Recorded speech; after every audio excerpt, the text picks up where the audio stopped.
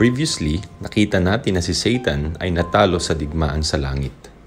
Pagkatapos na matalo si Satan sa labanan, si Satan ay ibabagsak sa lupa. Bilang resulta, galit na galit siya sa mga believers na naiwan sa lupa. Thus, Satan will concentrate his hatred upon God's people.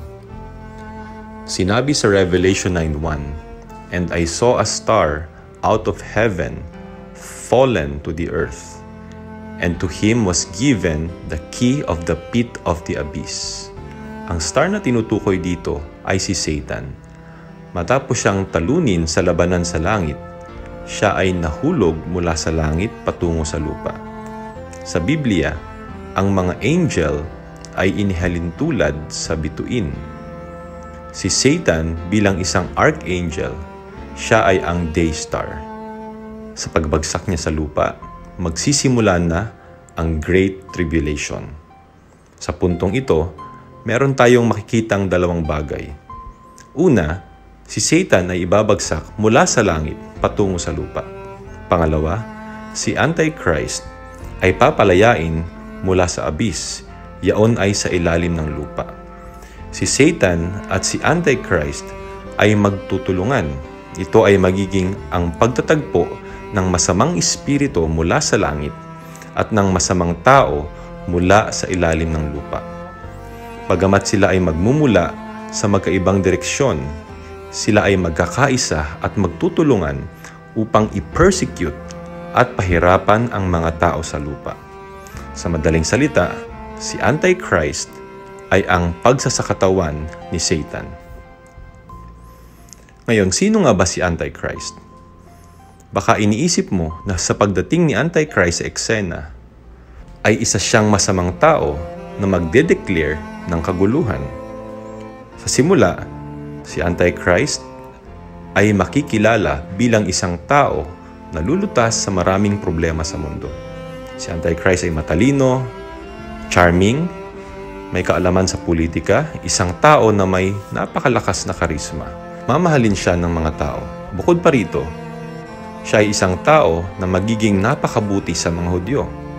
Si Antichrist at ang mga Jews ay magkakaroon ng 7 taong kasunduan na magsasanhi sa mga Hudyo na muling sambahin ang Diyos sa templo sa Jerusalem. Ang pag-aalay at pagsimba ng mga Jews ay muling maisasagawa. Ito ay nagpapahiwatig din na muling maitatayo ang templo ng mga Jews sa Jerusalem. Subalit sa kalagitnaan ng 7 years na kasunduan, si Antichrist ay mamamatay. At pagkatapos, siya ay mabubuhay. Papasok kay Antichrist ang espiritu ng pinakamasamang Caesar, yaon ay si Caesar Nero. At sa puntong ito, magbabago ang kanyang isip. Sisirain niya ang kanyang kasunduan sa Israel. Ipapatigil niya ang mga paghandog at pagsamba sa templo sa Jerusalem. At pagkatapos, iseset up niya ang kanyang larawan sa templo sa Jerusalem. Then, that will mark the beginning of the Great Tribulation, which will last in a period of 3.5 years.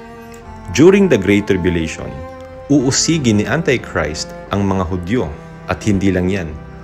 Uusigin niya rin ang lahat ng relihiyon sa lupa. Uusigin niya ang Romano Katoliko at lahat ng mga Kristiyano. Lahat ng klase ng pagsamba ay kanyang ipapatigil at ipagbabawal. Aangkinin niya ang pagka-Diyos. At sasaniin ni Antichrist na siya ay sambahin ng lahat ng mga tao. Sino man ang hindi sumamba sa Diyos-Diyosa ni Antichrist ay papatayin. At ang sino man ang magiging tagasunod niya ay bibigyan ng tatak sa kamay o sa noo. Iyon ay ang pangalan o numero ni Antichrist bilang ang halimaw. At hindi lang yan. Ang false prophet ay gagawa ng mga signs na magsasanhi na maraming mga tao ang malinlang upang sila ay sumamba kay Antichrist. Gaya ng pagpapaulan ng apoy mula sa langit. Ito ay magiging panggagaya sa kung ano ang kayang gawin ni Prophet Elijah. Sasaanihin niya rin na magsalita ang larawan ni Antichrist. Dahil dito, maraming mga tao ang malilinlang at sasamba kay Antichrist. Revelation 13:16-17. Sa pilitang pinatatakan ng false prophet ang lahat ng tao sa kanilang kanang kamay o sa noo, maging sila'y dakila o hamak, mayaman o mahirap, alipin o malaya, at walang maaring magtinda o bumili malibang sila ay may tatak ng pangalan ng halimaw o ng bilang ng katumbas niyaon. Habang nililinlang ni false prophet ang mga tao na sambahin ng Antichrist, ang eternal gospel naman ay ipapahayag ng isang anghel.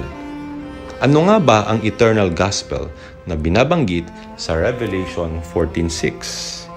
Pamilyar tayo sa salitang gospel of grace.